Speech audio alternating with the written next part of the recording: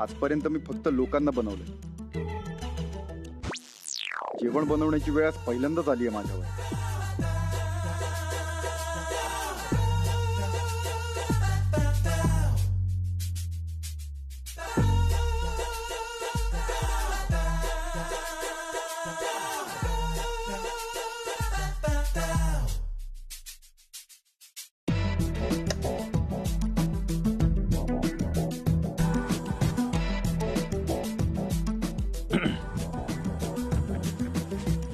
तुमचा फोन द्या.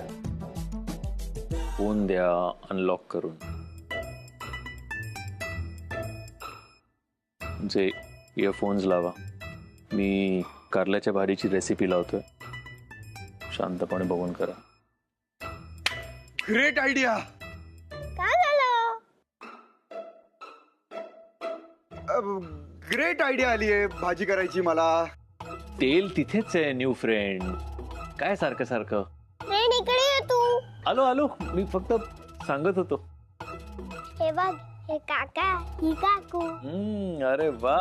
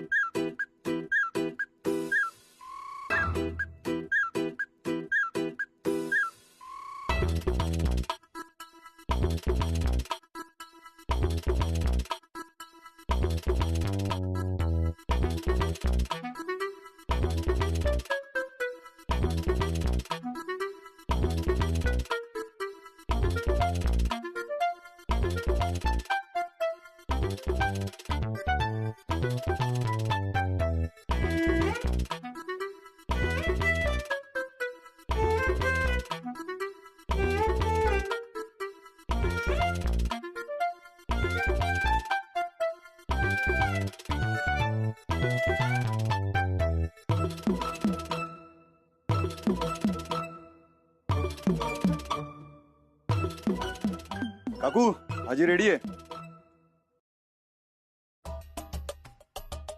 ये.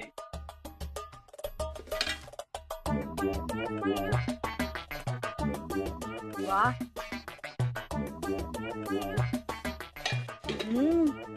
छान जमली हा भाजी. थँक्यू.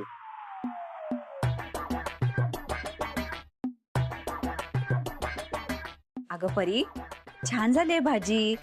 अगदी तुझी आई करते ना तशी झाली. बघ परी, तू सांगितलंस तशी भाजी करून दाखवली ना न्यू फ्रेंडने.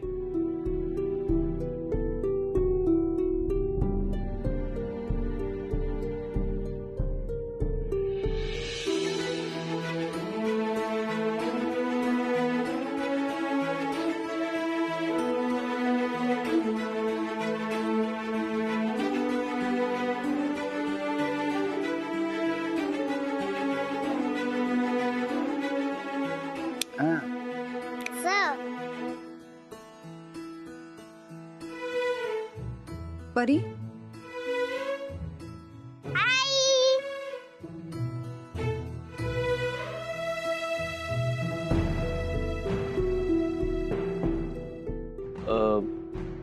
परी, तू आईला सांगितलंस का आज आपण किती मजा केली ते? केली की नाही? हा, खूप केली. आणि तू हे सांगितलंस का की आज न्यू फ्रेंडनी आईच्या आवडीची भाजी बनवली आहे? हो.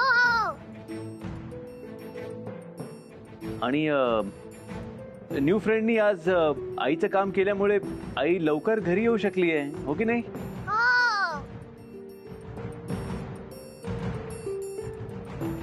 आपल्या माणसांसाठी एवढं तर करूच शकतो मी.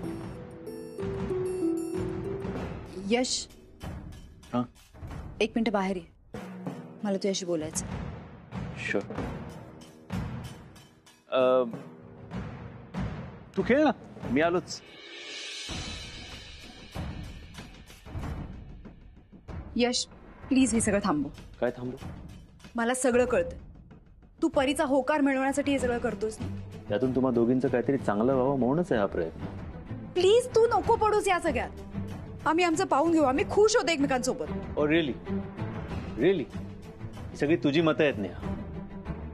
तुला सतत असं वाटत राहतं की तुम्ही दोघे खूप खुश आहात. You think she is happy? नकळतपणे तू ही मतं तिच्यावर पण लादतेस. आज तू घरी लवकर आल्यानंतर तिच्या चेहऱ्यावरचा आनंद पाहिलायस तू? हा आनंद तिला रोज हवाय नेहा. आणि तू अशी एकटी राहून आयुष्यभर मरमर करत राहिलीस ना, तरी आनंदाला तूही मुकशील आणि तीही. ए नेहाताई, हे लेटर आलेलं दुपारी. आईला, हा तोच आहे ना तुझ्या ऑफिस मधला परीचा फ्रेंड? आईला सांगायला पाहिजे, कुठली तरी झल्ली पोरं शोधण्यापेक्षा असं बघ, मला एकदम सूट होईल. मी येते हा.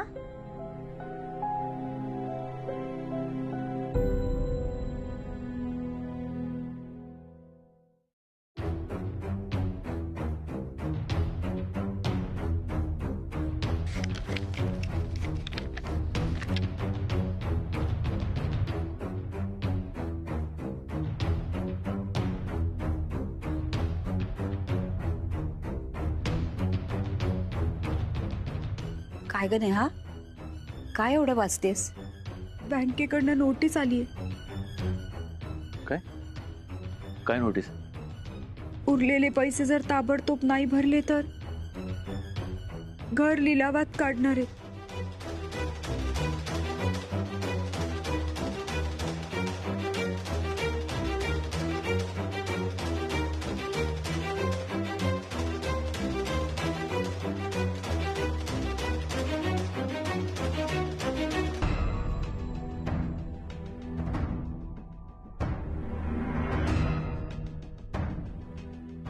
नेहाजी, तुम्ही काळजी नका करू.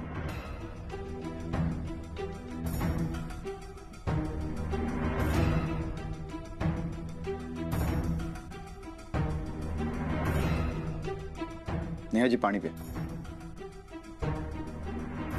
हे बघा नेहाजी, आपण सगळे मिळून लढू.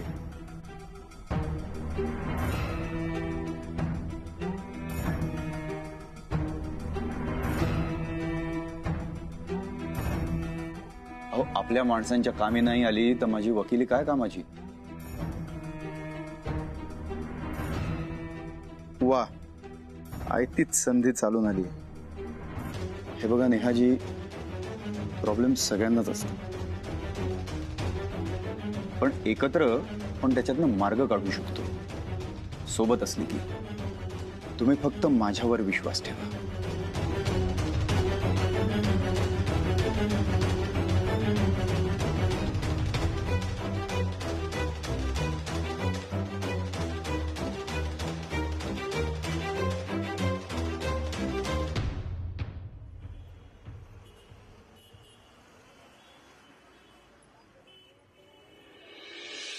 गरज काय पण दुसऱ्याचं लग्न लावून देण्याची? काय विवाह संस्था काढली का चौधरी? आवड अरे, काहीतरी बोलू नकोस. मी तुला 1000 वेळा सांगितलं ती माझी मैत्रीण आहे, त्या दोघींचं माझ्या आयुष्यात महत्वाचं स्थान आहे, म्हणून मी त्यांना मदत करणार. आणि मी हे 100 वेळा सांगितले की गाडी आता मैत्रीच्या पुढे जाऊ दे. दुसऱ्याची वकिली करण्यापेक्षा स्वतःच्या प्रेमाला न्याय दे. गॉड, शाळेमध्ये अबकडच्या ऐवजी तुला प्रेम हा एकच शब्द शिकवलाय का? फुकट खर्च केला तुझ्या शिक्षणावर. अरे पण त्याच प्रेमाच्या शाळेत तूही होतास ना. तुझ्या हॉल तिकीट वरती तो शोले मधला सिम्बा परीक्षा देतोय. सिम्बा नाही, तो सांबा आहे. तोच सांबा परांजपे परीक्षा देतोय. काही बोलतोस तू, गप्प बस. अरे पण तू का मला गप्प करतो? शांत राहा रे तू. काय चाललंय रे? कोण भांडते तिकडे? ताबडतोब इकडे या. तुम्ही येता की मी येऊ तिकडे? अरे काय चाललंय काय तुमचं? हा, तेवढं बोलता बाहेर. काय झालं ते शांतपणे सांगा मला. अहो आम्ही शांतपणे सांगायचं हे मुळात तुम्ही कशाला मोठ्याने सांगताय? चेष्टा करू नका माझी, सांगतो मी तुला. एक लक्षात ठेव, तुम्ही कोर्टामध्ये जज समोर उभे आहात. तुम्ही तुमचे सगळे प्रॉब्लेम मला सांगा, मी न्याय निवाडा करेन. ठीक आहे? बोला. आता मला सांगा, ह्याला दुसऱ्यांच्या आयुष्यात लक्ष घालायची गरज काय? मला कळतं काय करायचं काय नाही. तू काय मला सारखा सारखा सांगत असतो? मी का नाही सांगायचं? अरे स्वतःचा काही विचार. अरे दरवेळी स्वतःचा का विचार करायचा? काही ते दुसऱ्यांचा पण विचार कर ना. पण दुसऱ्यांचा विचार करताना स्वतःच्या भावना, स्वतःचं प्रेम, स्वतःचे इमोशन्स. कुठलं प्रेम कसलं प्रेम याला सांगा. काय माहित नाहीये, मला माहिती आहे. आजोबा सगळं बाहेर. एक मिनिट, सगळं नाही, मी आता नाही. बस करा. काय नाळावरचं भांडण आहे का? एवढं बोलताय? वयाने घोडे झालात ना तुम्ही. एकेकाने बोला, काय काय झालंय, काय झालंय. ओके, मग या हिशोबाने पहिल्यांदा तर मीच बोलणार. हा बोला. आता मला एकच गोष्ट सांगा, एखादा माणूस स्वतःहून दान कधी करतो? कधी करतो? जेव्हा त्याचा स्वतःचा खिसा, स्वतःचं पोट भरलेलं असतं. इथे स्वतः उपाशी आहे, पण भरलेलं ताट दुसऱ्यांसमोर देत आहेत. अरे गरज काय या समाजसेवेची? कुठली समाजसेवा? जर का आपण कोणाचं काहीतरी भलं करत असू, त्यांची मदत करत असू, तर ह्याच्या पोटात कशाला दुखायला हवं? पोटात नाही जज साहेब, तुम्ही लक्षात ठेवा माझे वाक्य. पुढे जाऊन याच्या मनात दुखेल बघा तुम्ही. असं काही होणार नाहीये. मी माझा वेळ आणि इमोशन्स योग्य जागी इन्व्हेस्ट करतोय. मला माहितीये मी काय करतोय ते. कोणाला काही त्रास होणार नाही. अरे असं तुला वाटतंय आत्ता, असं तुला वाटतंय, कर त्या परांजपेची मदत कर. पण लहान मुलं कसे येतात आईकडे, आई तुम्हाला सांगायला हवं होतं तसं येशील तू. समीर मला सल्ला दे, समीर मला सल्ला दे करत. हे मी जे शिल्ल्याचे असं काही मी सांगणार नाही. कळलं ना? कुणाला तरी चांगल्या भविष्यासाठी म्हणून मी हे सगळं करतोय आणि लॉजिकली आणि प्रॅक्टिकली विचार केलाय मी या सगळ्या गोष्टींचा. इथेच गोची आहे जज साहेब. मुळात इथे लॉजिकली आणि प्रॅक्टिकली विचार करण्याचा संबंधच नाहीये. इथे विषय इमोशन्सचा आहे, भावनांचा आहे. खरी गोची हीच आहे. दरवेळी माझे इमोशन का मध्ये आणतो हा? मला हवं तसं मी वागणार ना. माझ्या अनुभवाप्रमाणे मी वागत असतो जे काय करतो ते. अरे खड्ड्यात गेले तुझे आतापर्यंतचे अनुभव. एक मिनिट, दरवेळेला आयुष्यात येणारी व्यक्ती सारखी नसते. ही व्यक्ती फार चांगली आहे, तू संधी गमावतोस, लक्षात ठेवतो. मी कसली संधी गमव? तुला माहिती आहे. आणि मला बाहेरून कळतंय. जज साहेब तुम्ही सांगा मला बाकीचं काय माहिती. एक मिनिट. तुम्ही कोणाविषयी बोलताय, काय बोलताय याचा अंदाज मला आलेला आहे. मी काय म्हणतो समीर, माझा निर्णय म्हणजे कोर्टाचा निर्णय हा यशच्या बाजूने. थँक्यू. नीट ऐकून घे. तुझा उद्देश चांगला आहे, त्यात वादच नाही. पण असं आहे की त्याचं वैयक्तिक आयुष्य आहे, त्याचा निर्णय त्याला घेऊ दे ना. अहो पण आजोबा, हे बघ, आपण सल्ला देऊ शकतो, एखाद्याला सक्ती नाही करू शकत. या सगळ्या गोष्टीमध्ये फायदा झाला तर आनंदच आहे, पण जर नुकसान झालं तर त्याच त्यालाच कळेल की तू म्हणतोस ती जास्ती बरोबर होत. ठीक आहे, त्याचा निर्णय त्याला घेऊ दे. हे बघ समीर, एक मित्र म्हणून आय अंडरस्टँड युअर कन्सर्न. कुठला कन्सर्न, कसला मित्र, काही राहिलं नाही आता. तुला माझं ऐकायचं नाही कारण तुला ते पटत नाही. आता न्याय निवाडा पण तुझ्या बाजूने झालाय. सो आता इथून पुढे मी फक्त एम्प्लॉई आहे, मित्र वगैरे काही नाही. ओके? अरे याला काय अर्थ आहे समीर? एक एक यश, आत्ता मी जो निर्णय दिलाय तो तुझ्या बाजून दिलाय, कारण माझ्या अंदाने तो प्रॅक्टिकली बरोबर आहे. पण हे विसरून चालणार की समीरच्या बोलण्यामध्ये तुझ्याविषयी काळजी होती. जो माणूस इतक्या पोट तिडकीनं एखाद्याविषयी बोलत असेल तर त्याला दुरावून चालत नाही. तू तुझा निर्णय जरूर घे, पण त्यालाही जप. आणि एक मिनिट. कोर्ट हा आदेश देते की घराबाहेर पडताना एक स्मित हास्य करून घराबाहेर पडणं हे बंधनकारक आहे. आणि हा कायदा सगळ्यांसाठी आहे ना हा कायदा. मग तो का गेला तोंड पाडून? ह्या स्माईलचा कायदा त्याच्यावर लादण्याची जबाबदारी कोर्ट तुझ्यावर सोपवते. Smile please.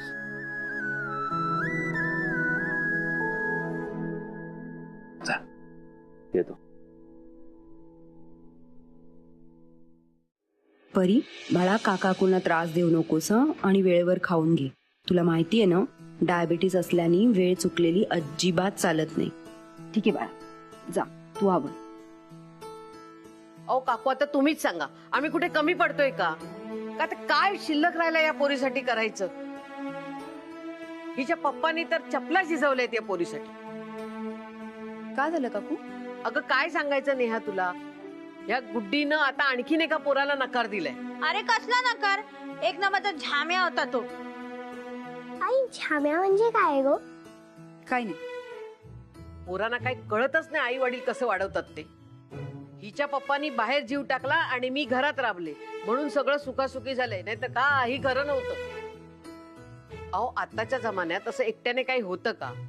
कुणीतरी बरोबर पाहिजे ना, तर आयुष्य काढता येईल. पण हिला कोण सांगणार समजावून? ए आई, चाल ना, मला भूक लागली आहे. पाहिलं, हिला काही टेन्शनच नाही. जाऊ द्या, मी जाते.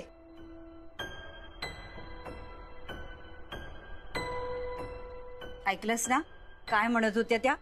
संसार दोघांनी मिळून केला तरच नीट होतो. निघू काकू, उशीर होतो मला. काय ग, आज नेहमीपेक्षा जरा लवकरच निघालीस का? काकू, आज मी बँकेत चालली. प्रत्यक्ष जाऊन त्यांना रिक्वेस्ट करणार आहे की मला मुदत वाढवून द्या म्हणून. मला वाटतंय काम होईल. हेच मी तुला म्हणत होते. आता जर आयुष्यात सोबतीला कोणीतरी असतं तर जबाबदाऱ्या विभागता आल्या नसत्या का? काकू, मला आणि परीला आता कोणी नकोय. आम्ही खुश होत एकमेकांसोबत. हो ना परी? पण काकू, आज आहे ना मला हवी तेवढी एनर्जी नाही मिळाली. का ग, खाल्लं नाहीस का काही? आत ये, मी तुला पटकन काहीतरी करून देते. नाही काकू, तसं नाही. काय ना काकू, मी काम करून दमून येते ना घरी. मग मला अशी स्माइल वाली एनर्जी हवी असते कोणाची तरी. पण तशी तुमची स्माइल बघून पण मला एनर्जी येते. पण एक स्पेशल स्माइल आहे, ती मला मिळाली ना की अशी एनर्जी दुप्पट होते. मग मी कसं छान काम करते.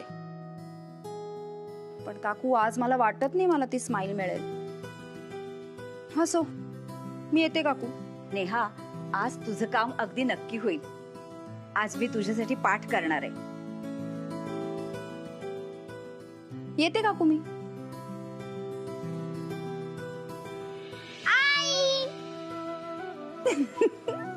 अगं माझं ओले स्माइल.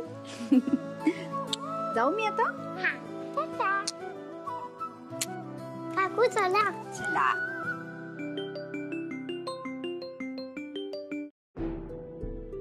हा शेफाली, बोल. कुठेस तू? मी जस्ट करून निघते. अगं माझं एक काम आहे जरा. अगं ते काम सोड आणि लवकरात लवकर ऑफिसला ये तू. लवकर? तुझ्याजवळ ती अकाउंट्सची फाईल आहे ना, त्यामुळे अडलंय ग सगळं. शेफाली, इनफॅक्ट मीच तुला फोन करून सांगणार होते. माझं एक खूप इम्पॉर्टंट काम आहे. मला ऑफिसला यायला थोडा उशीर होईल. तुला माहिती आहे ना, आधीच तुझ्या लेट येण्यावरून काही ना काहीतरी चालू असतं इथे. तू ये ग लवकर आणि ते काम दे ना कोणाला तरी करायला. मी नाही ना देऊ शकत, मलाच करावं लागेल. खूप महत्वाचं आहे ग ते काम. मी माझी जबाबदारी अशी झटकू नाही शकत. म्हणजे? प्लीज मॅनेज कर ना आज. Hello hello.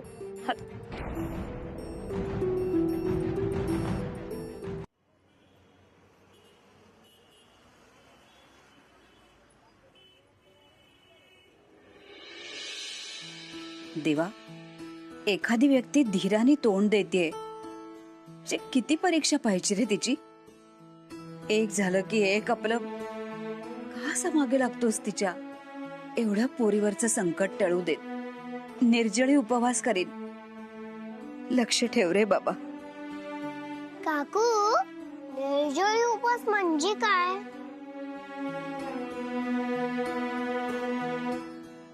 बरोबर अवघड शब्द कसा ऐकतेस ग तू? काकू सांगा ना, निर्जळी उपवास म्हणजे काय? आता कसं सांगू तुला. अगं म्हणजे काहीही न खाता पिता, अगदी पाणी सुद्धा न पिता केलेला उपवास म्हणजे निर्जळी उपवास. पण का सांगितलं तुम्ही देवाला? कसं सगळीकडे लक्ष असतं ग तुझं. काही नजरेत सुटत नाही ना. काकू सांगा ना, का सांगितलं तुम्ही देवाला? अगं तुझी आई खूप कष्ट करते की नाही, आणि सतत कसला ना कसला त्रास होतो तिला. म्हणून म्हंटल देवाला निर्जळी उपवास करेन, लक्ष ठेव. पुरे ना का आणखी काही माहिती हवी आजीबाईंना? चल आता अभ्यासाला बस.